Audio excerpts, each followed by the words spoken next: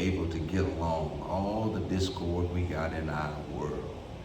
And you can admit like I can admit, you can see like I can see. It's a lot of discord in the world. People just cannot get along. We are divided for many different reasons in our world today. It used to be the thing that divided us the most in the world was race, black and white. And also we have now in our world that is dividing us, which seems pretty petty. Ushers, you may be seated. Seems pretty petty to me is we are divided by groups, the rich against the poor against the rich. But even more ridiculous than that, we are divided politically, Democrats and Republicans. Divide us, who and what president we like. We are divided among racial lines, social economic lines. We are divided among racial lines. And it's a pretty petty and ridiculous thing that we cannot get along. We people who have common values, who live in the same country. Some of us visit the same stores, attend the same churches, and some of us live in the same neighborhoods, work on the same jobs. And it is kind of a little ridiculous that we cannot get along. Human relationships are important. Regardless of whether you believe it, think it, understand it, you need people. Human relationships is what all of us need in order to make it in this world in which we live. You remember that when God created Adam, Adam was alone in the garden, and Adam had everything that he needed, but he was lonely. And so God says that it's not good for man to be alone. And so he created him a helpmate. A helpmate is one who would help him, but also to give him what every human needs, and that is contact, communication, and a connection with another human being. Don't think for 1 minute you can make it in this world by yourself. But I need to also tell you, don't think you're going to make it in this world and have human relationships and not sometime have human conflicts. Do I have any witnesses in here? Not all of us are going to agree on everything, about everything. If you decide to have a human relationship, whether it is a relationship with a parent, relationship with a child, a relationship with a spouse, relationship with a coworker, a relationship with a neighbor, at some point you're going to have conflict. You're going to have conflict that is going to test the strength of the relationship. It's going to test the resolve relationship, to keep intact the relationship, because relationships with people are important. I try to really preach that. I try to live that. The value of people that God put into our lives, the value of people that we are born connected to, and the value of people that we come in contact with in life. Because in life, you come in contact with people, and they're not people that you're born in contact with, but you build relationships and you build somehow these connections with people that are to last a lifetime, but they have value in the moments of our lives, sometimes in moments of celebration, sometimes in moments of tragedy, sometimes in moments where you need a helping hand, but then there's sometimes when you just need an encouraging word. I'm just trying to tell you that relationships with people are important. They are so important. Solomon says that two is better than one. And a rope that has 3 cords is stronger. Solomon went as far as to say that if a man is in the desert, if he just had a friend, he could survive. Because in the cold desert air, they could at least get close to each other and survive off of each other's body heat, because two is better than one. I really want us to get to the point where we understand the value of preserving relationships. And don't let conflict, don't let disagreement, don't let the difficulties of coming to a peaceable resolution overshadow the value of relationships. In our story today, in the narrative today, I preached it before, but I want to preach it again. It is in Genesis chapter 13. It is probably one of the most fitting stories for the subject in which we're discussing today. Because when you look at this particular narrative, the story, you're going to see two men. One is older, one is younger. Both of them are rich. Both of them have servants. Both of them have reached a point of success. But then problems rise. And I can tell you, my brothers and sisters, as long as you ain't got nothing, you ain't going to have a lot of problems. But when you get something, problems, when you reach a certain level in life, that's when sometimes problems arise.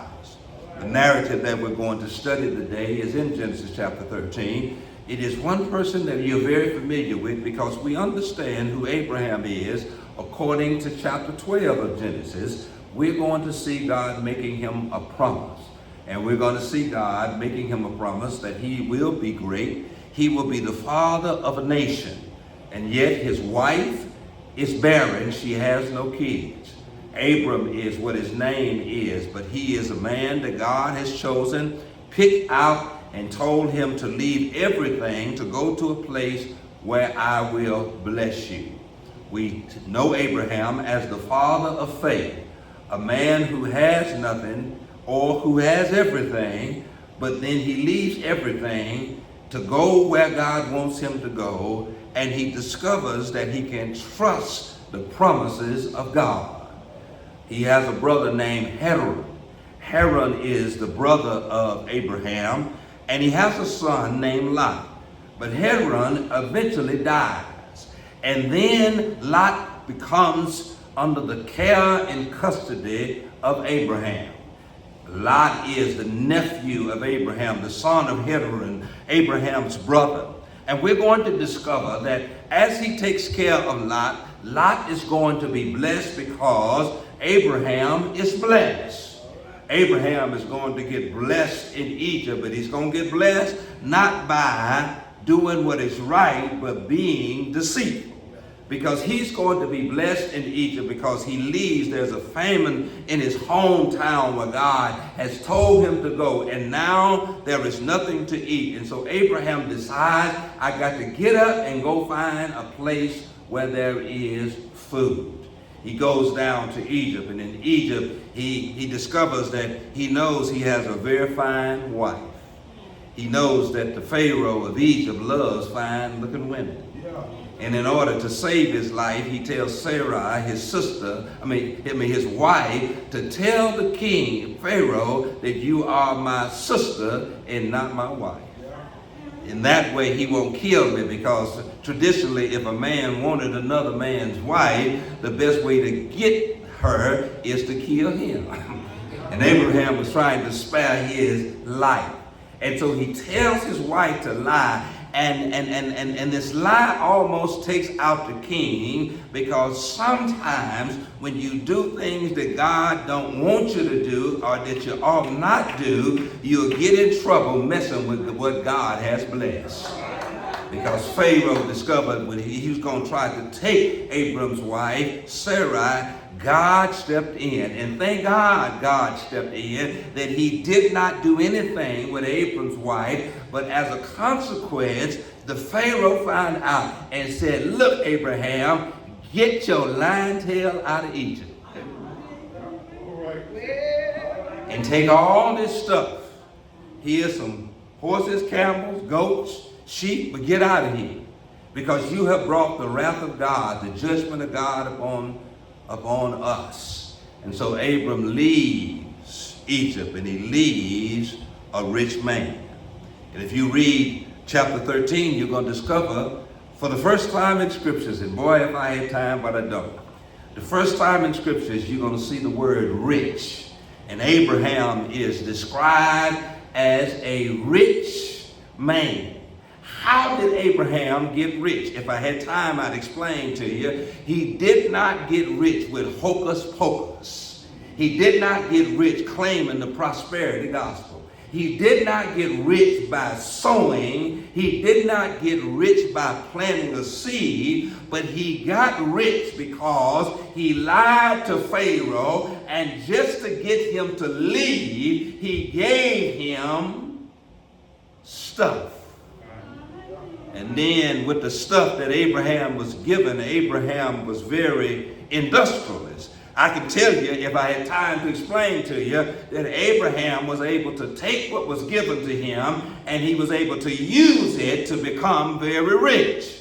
Abraham was the one who was a great farmer. He learned to crossbreed. He learned to sell and to trade what was given to him. He took what was given to him and he used it for the benefit of himself and made himself very rich. You see that in verse 2, because verse 2 of chapter 13 says, and Abram had become very, very rich. Whenever you see the word very, that is an adjective that explains to how rich he was. He was rich enough to be rich that he didn't need nothing. He was very rich with livestock, silver, and gold. From the livestock, he was able to get silver by trading his livestock. By the livestock, he was able to trade and to get gold. He became a businessman, a very successful businessman. But the Bible also says that he shared his wealth or his business knowledge with Lot. Lot, his nephew, because Abraham had him under his care and custody, he taught Lot everything that he knew. And Lot had become rich in wealth.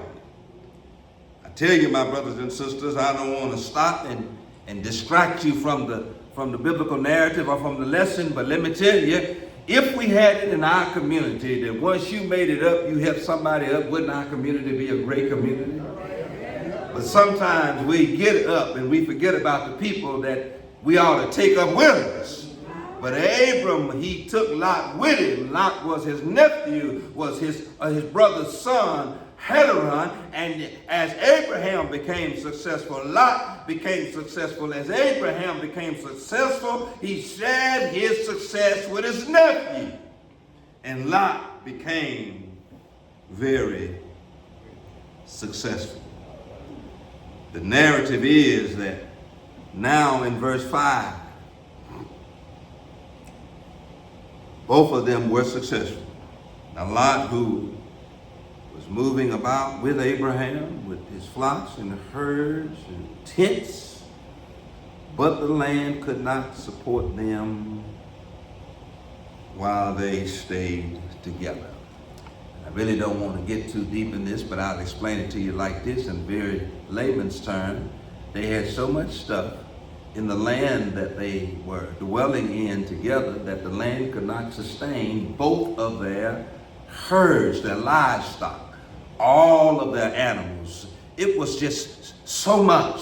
So both of them had so many animals and so much livestock and so many servants and so many tents and so much gold and so much silver that the land could not sustain both of their stuff.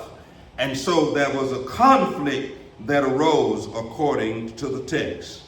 It says, but the land could not sustain them while they stayed together, for their possessions were great, and they were not able to stay together. In verse 7, we see what the problem was. Verse 7 says, a quarreling arose between Abraham's herdsmen and Lot's herdsmen. And I really wanted to stop and explain to you this. It really wasn't Abraham and Lot, but it was those who served and worked under Abraham and Lot. It was the herdsmen, because it was their responsibility to graze the livestock of Abraham and of Lot. And my brothers and sisters, that's where the conflict began, because there were not enough resources in order to sustain both of them. And so the herdsmen who were in charge of the livestock started having a conflict. They started getting into it. In other words, they would be over in this pasture, and they would be leading the herds to this pasture, and the herdsman of Lot. And then Abraham's herdsman would show up, and Abraham's herdsman would say, we was on our way over here. And Lot's herdsman would say, we are already here. Yeah. And so you need to take your livestock somewhere else. And then the next day, the herdsman would be somewhere grazing his animals, and Lot's herdsman would show up, and they said, listen, we want to graze our herdsman. And Abraham's would say, wait a minute, y'all need to go somewhere else. Yeah. Because the resources were very limited, it created conflict. Matter of fact, the text says that the Canaanites and the Perizzites were living there in the land at the time, or as well. And so there were already people there living, grazing, and making sure that the animals had enough sustenance in order to make it. And so this even exacerbated the problem that there were not enough resources. And so Abraham said to Lot, and I really want you to see this, and I'm just trying to explain to you the narrative. Abraham said to Lot, and I really need to say this over and over again. Abraham said to Lot, I need to tell you, my brothers and sisters, in order to resolve any conflict you got with anybody, somebody got to step up and make the first step. You know why most conflicts between people don't get resolved? Because ain't nobody willing to make the first step toward reconciliation and resolution. Lot didn't step up, but Abraham stepped up. And many scholars believe because Abraham was more seasoned, he was older, he was a little more mature, he decided to step up and to speak up. And my brothers and sisters, if any relationship that you have with anybody on any level is going to be resolved, somebody, let me give it to you in layman's term, somebody got to be the bigger person. Conflicts will last forever. They will never be resolved, and they will reach an impasse if somebody don't step up. Somebody's got to step up. The text says in verse 8, so Abraham said, and that literally means that Abraham stepped up. You will never resolve any conflict. You'll never bring peace between two quarreling groups or two quarreling persons where there is strife and resentment if somebody does not step up. You know, Jesus says, don't let the sun go down on your wrath. You need to make sure that somebody is willing to step up and to resolve the conflict and not let the feud continue. You know the folklore of the story, the Hatfields and the McCoys, they are still fighting to this day. The Hatfield and McCoys, a simple misunderstanding that has lasted over 100 years. No resolution, nobody willing to step up.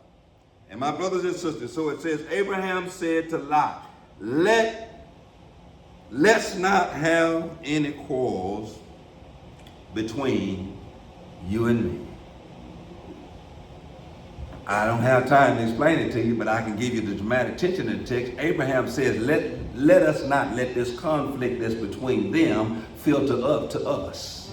Because the conflict didn't start with Abraham and Lot. It started with their herdsmen. And so Abraham was simply saying, let's not let them draw us into their mess, their disagreement. Let us stay above the conflict that they got. They want to fight it out. Let us talk it out. Let us figure out a solution. Somebody's got to step up, but then somebody has to say, this cannot go any further. You know, my brothers and sisters, we need to be people who put fires out and not put gasoline on fires. Abraham says we need to put this fire out before it causes a tension between you and me. But you know that ain't what most folk do. They got a gasoline and match. And they will fan the flames instead of trying to put the flames out. And he said, now listen,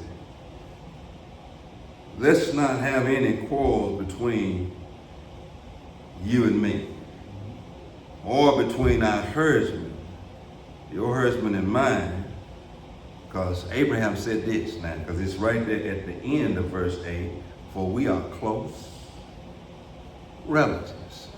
Man, I don't have time to explain this to you, but how you gonna mess up the closeness of a relationship over nothing?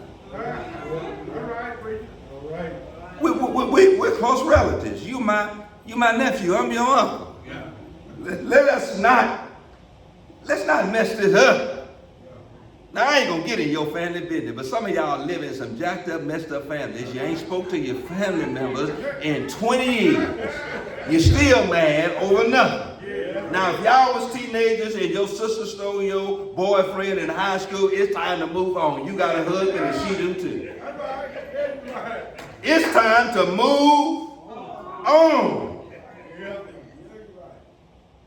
Abraham simply says this: we are close relatives. Ain't no need of us creating this tension, because even after this conflict, we still gonna be kinfolk. Man, I just said something and it might have went over your head. Some things are not worth it, because at the end of the day, you're going to have a conflict, but when it's over, you still family. After the wedding you don't want to go to, that you don't disagree with, go on and go, because after that wedding, you're still going to be family. At the funeral, where you know the folk ain't going to do right, they're going to show out, they're going to make you look bad, go on to the funeral, suck it up, deal with it, because at the end of the day, you're still family. And the relationship that's close is not worth you tearing up over something that really don't matter. If it don't affect your house, it don't matter. Affecting somebody else's house, arguing about what's going on in somebody else's house, with somebody else's money, at somebody else's event that ain't got nothing to do with you, at the end of the day, you go back to your house. As long as it doesn't bring disruption and chaos and confusion to your house, it really don't. You know, that's why I stay out of my children's business. I don't care what they got going on with their husbands and children and boyfriends and girlfriends. Because at the end of the day, the only piece I'm worried about is what's going on in my house. And my relationship with them, my disagreement about decisions that they make. My relationship as a father is more important than anything. And sometimes I mind my own business. I ain't finna mess up our relationship arguing about who you dating, who you going out with, who you living with, what y'all doing with y'all money. That don't matter. At the end of the day, we father. And Abraham says we are close relatives.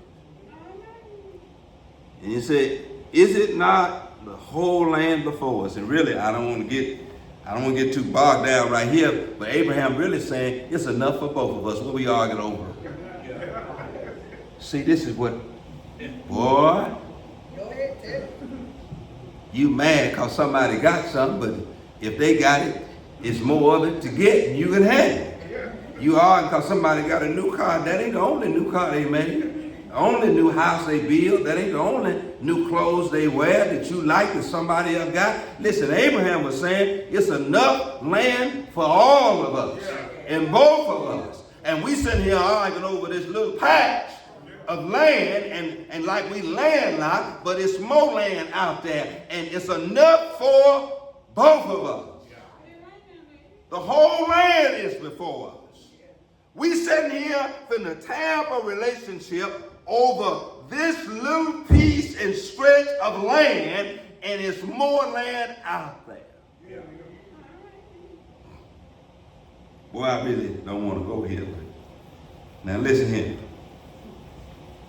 If she don't want you, she just don't want you. She ain't the only one. Now why we gonna fall out? Because you can get her and I can't. I can and you can't. Now if we gonna tear up the whole, listen, she ain't the only woman God made. Ain't the only pretty woman. He ain't the only pretty man, a good looking man, attractive man. People will fall out over stuff. Now if that was the only one, I get it. That ain't the only one. Abraham said, it's enough land out there, it's more land. The whole land. It's not the whole land before you. Let us part company. Now that's what I want to talk about this here. I want to stay right here. Let us part company. Because what he said was, we're not going to be able to stay in the same place, doing the same thing, and we're not going to be able to resolve this if we stay in the same place. There are moments and times in situations and circumstances where you have to part company. Y'all, this is my summer series of teaching. I don't want to get too technical with you, but I'm trying to teach you over the summer so that you can have better relationships and you can enhance some of the relationships you got. In some situations, you need to resolve some relationships you got because you've reached what Tom Faust told me when I worked at Dodge. He says, Robert, we have reached an impasse. And at that time, I didn't know what the word impasse literally meant, but it literally meant you fired.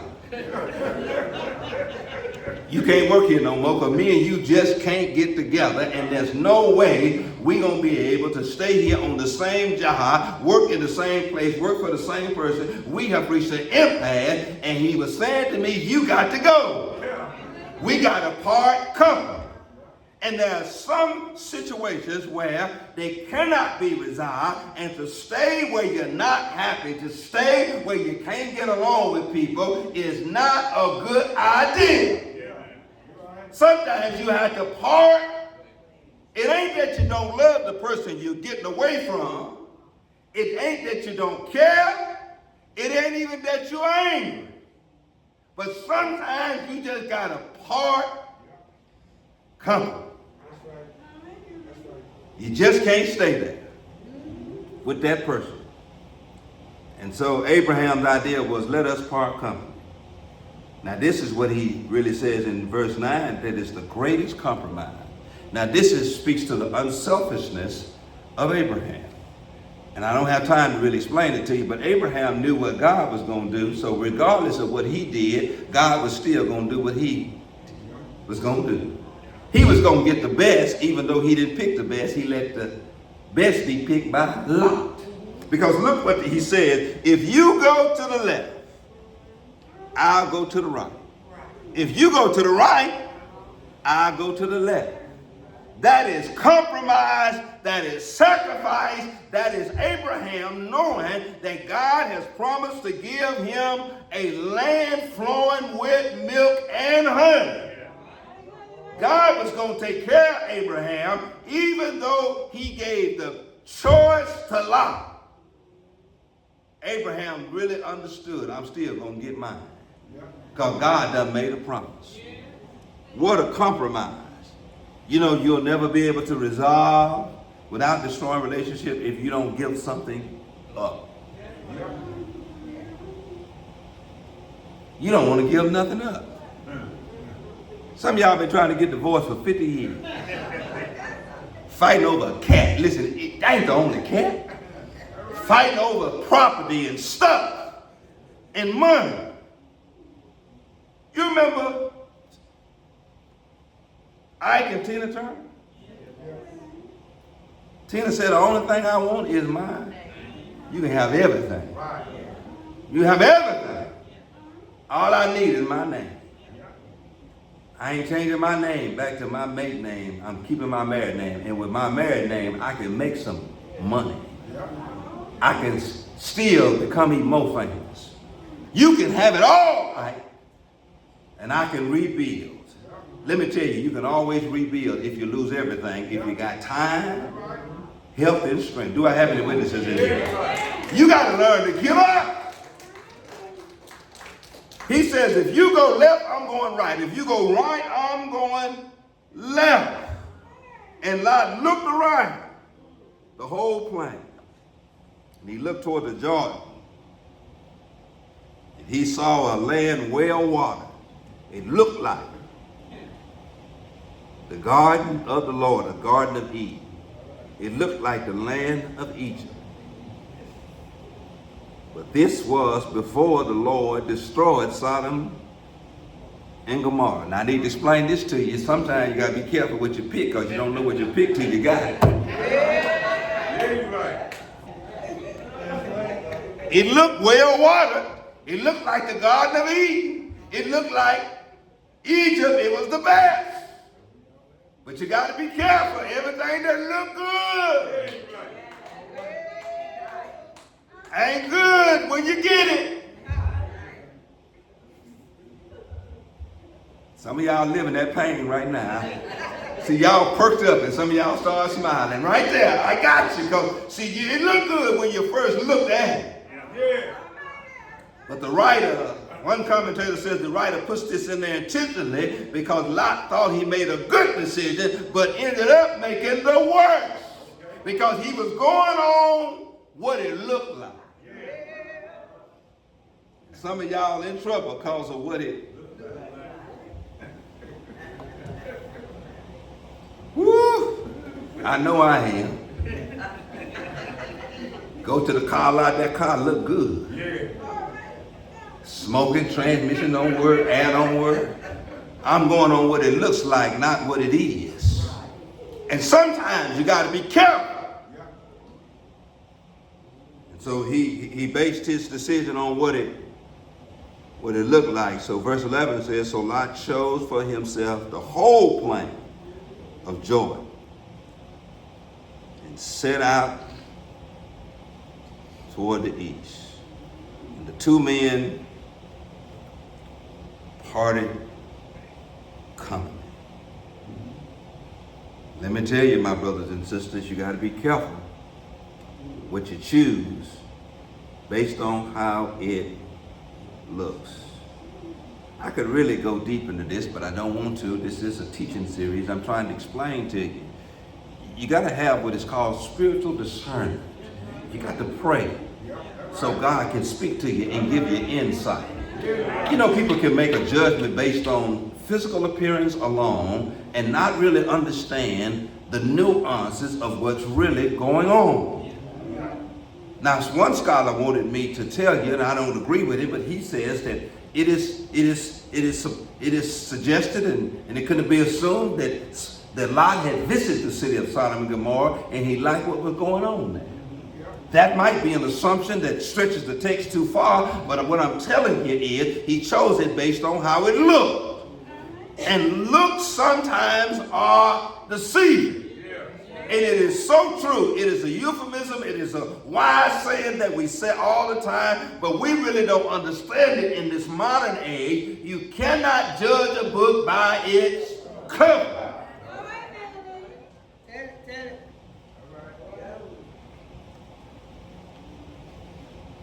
So they parted company. They went there as the two men parted company. And Abraham lived in Canaan, while Lot lived in a city in the plains, pitched his tents in Sodom. Now, once he got there, the people of Sodom were wicked and were sinful, greatly sinful, or sinned greatly against the Lord. Now he realized he didn't get what he thought he got. Yes. It wasn't as good. And I don't have time to explain to you the story of Lot, because what happened was the city of Sodom, where he chose first, he thought he chose the best, realized that it wasn't all. Anybody ever been there? grinning and smiling, cheesy. Then when you realize what you really got, like, you didn't get what you thought you got. Now look here, I got to explain this to you, because verse 14 is where I want to close. Because now listen, see, this is why Abraham could let Lot pick first, because he knew God's promises. And God keeps his promises. He didn't have to try to take by force what the Lord was going to give him, because he knew God would give it to him in his own time. Anyway, you ain't got to force, you ain't got to force your will and your way in situations. Just wait on the Lord. Just trust in the Lord. And in due season, God will provide. Then the Lord, after this noble and humble and really just speaks to the humility of Abraham, the Lord came to speak to Abraham. And the Lord said to Abram, after Lot had parted from him. Now, I don't want to really get too deep into that, but that's a lesson that I need to point out. It wasn't until after Lot left that the Lord showed up to speak. Now, what if he'd have told Abraham this while Lot was there, or before he made the decision to give Lot the first choice? But after Lot had parted from him, the Lord said, look around where you are. He said, look to the north and to the south, east and west. All that you see, I will give to you. Because let me tell you, it's some stuff the Lord want to give you. But you got to do right first. You got to show your humility. You got to show that you have the ability to let others choose. Because see, Lot's decision was a fleshly decision. But Abraham wanted to pray and hear from God. He says, I'm going to give it to you. You and your offspring forever. And I will make your offspring like the dust of the earth.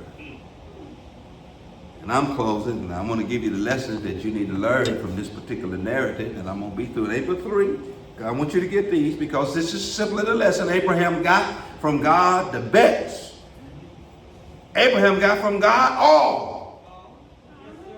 all that he saw. He looked to the north, all that's yours. Look to the south, all that's yours. Look to the east, all that's yours. Look to the west, all of that is yours. Because God will take care of you. If you trust Him and do what you can to resolve conflict, to preserve relationship. Now let me give you the 3 lessons. Now I'm going to tell you this. This is very important. The first one is so important. The first lesson is this. People are more important than stuff. People are more important than stuff. Because this conflict arose over stuff. The livestock didn't have enough land to graze on. That's stuff. Material stuff. People are more important than stuff.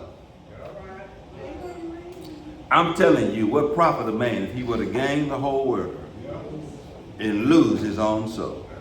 That's the most important lesson, that people are more important than stuff. You know, the 90% of the conflict that we have with another human being is over stuff.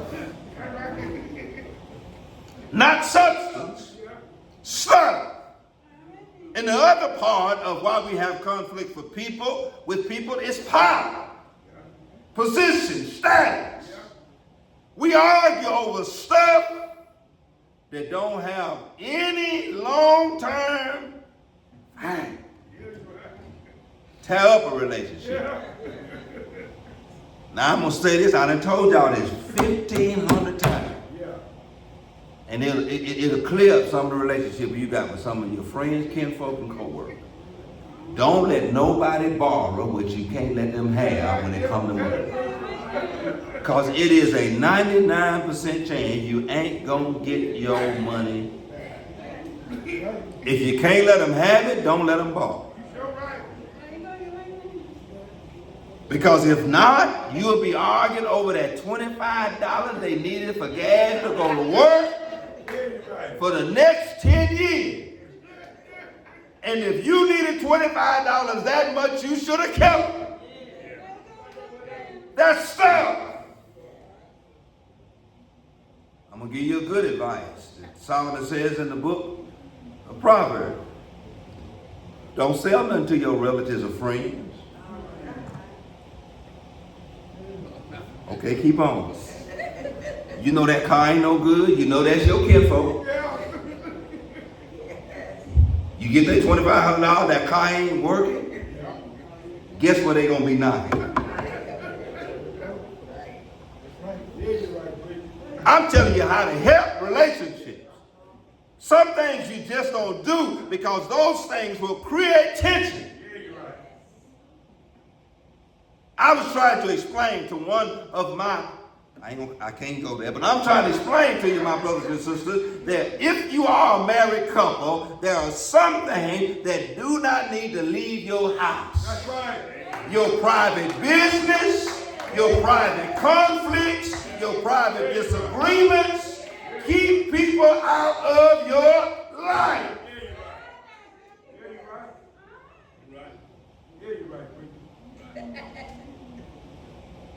Now you're going to come tell me all this stuff about my son-in-law and they expect me to go over to his house to eat at the barbecue. No! I'm going to feel some kind of way. Don't even tell me. Unless it escalates to a point. I'm telling you, we get so caught up in, I'm telling you, keep your family business in the family. Yeah, you're right, brother. Yeah, you're right. I was listening to this sermon and studying for it, and I was listening to Skip Isaac. He said, the reason why people who win the lottery lose everything is because what they discover is that when they tell everybody they won, everybody wants something from them. And when they don't get it, the first people that walk away from them is family. I'm telling you, if I win the lottery, ain't none of y'all gonna know. I'm telling you, they ain't putting my picture on the lottery page. My lifestyle ain't gonna change. I don't gamble, but I'm saying Eagles.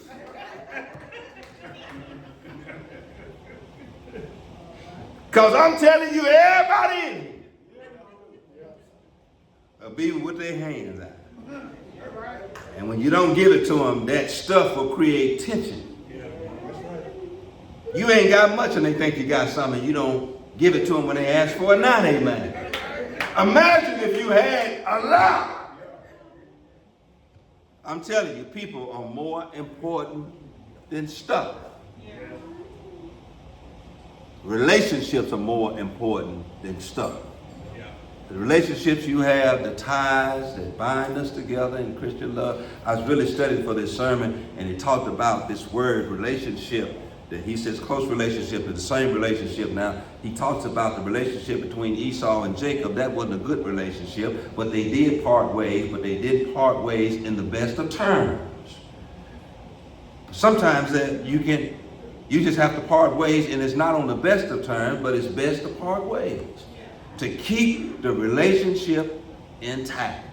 I'm telling you why I stay out of my children's business is because I want to be their father. And I want to be able to always go around. And some advice they ask me for, I don't give it to them. Because that's a decision you got to make. Because if you make a decision based on my counsel, you'll be mad at me if it don't work out. And then I got to deal with the results of that. And so I don't have an opinion. Because I'm your father. If you want to do it, do it. Because at the end of the day, my relationship with you as a father is more important than anything. Just this week, my daughter runs Enterprise in Tupelo as a general manager, and she called me and she said, Dad, you don't come see me. And I knew that the situation was serious, and I said, I'm coming. And when I got there, she just started crying, and she just hugged on me and said, I just needed a hug.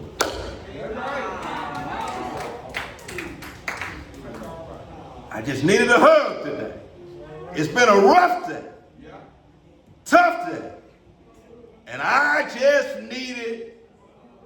Now what if I'd have been in her business and we'd have been mad and some of the decisions she made that she asked me about, and when I tell her I ain't got no opinion, whatever you do, I'll respect you, and whatever decision you make, you got my support. That's what you got to do. You got to stay neutral. Because you never know the moment when your daughters, your sons, your children just might need. Yeah, you're right. Now, I'm finna say something that really finna move them in a crazy way. I don't let my children borrow my money. And I don't pay their bills. Because that will mess up a relationship. Help my children out. What that mean? You 24. I can't tell you how to live your life. What you need my money for to help you pay your bills. I'm neutral. If I'm neutral in one situation, I'm neutral in all of them. Because the relationship is more important than anything. I know that's so important. Y'all don't even value that. Because you know the Bible says in the last days, the mothers shall be against their daughters, and sons against their fathers. That's coming anyway. You need to preserve relationships. Because I tell you, one another reason you need to preserve is because you never know when you might need somebody. I stay out of my brothers and sisters' lives. I love them. I'll be there for them. But there's some issues I'm not going to get involved with. Some opinions I don't have. I don't care if I disagree with the way you're living, everything you're doing. It really don't matter to me, because at my address is peace. Yeah. I stay in my lane. I mind my own business. Just for the sake of the relationship. I gave you 2 lessons out. People are more important than stuff. Relationships are more important, but I'm going to reiterate the first thing I told you. Somebody's got to make the first move. How long are we going to be mad at each other? Who's going to step up and say, I'm sorry first? Who's going to be the bigger person? And sometimes, I'm going to give you just a couple of minutes on this. Sometimes when you step up and be the bigger person, sometimes you're going to have to say you are wrong when you know you're right. Yeah. Grandma said it like this: sometimes you got to give up the right for the wrong. Sometimes you just have to concede just to keep the peace. Because you can argue all day and get nothing done. Especially, now listen, if you're married, now you can't live in this. Listen, Solomon says this: it is better to live in a house with a leaky roof than to live in a house with a mad woman. You get a woman who is scorned and mad, and you got to go home and live under the same roof. Solomon says it's better to live in a house with a tin roof that leaks than to live in the house or to maintain cohabitation with an angry woman. Man, you better go on and say I'm wrong so you can go to sleep. You better go on in there and talk to that woman and say, look, baby, I'm sorry. And I don't understand why you would make somebody mad that cook for you, wash for you, make Kool-Aid for you, make tea for you. I'm telling you, get it resolved. It is important to resolve, because relationships, somebody, you're going to have to say, look, it's your move. Whatever you do, I'm on. And that's about compromise. And I'm close. Compromise is so important. Compromise doesn't mean you lose. Compromise means you give up something that was important to you for the good of somebody else. It doesn't mean you lose when you Abraham says, I'll compromise. If you go left, I'll go right. If you go right, I'll go left. That's compromise. And Abraham was giving up something that meant something to him because what he gave up, he needed.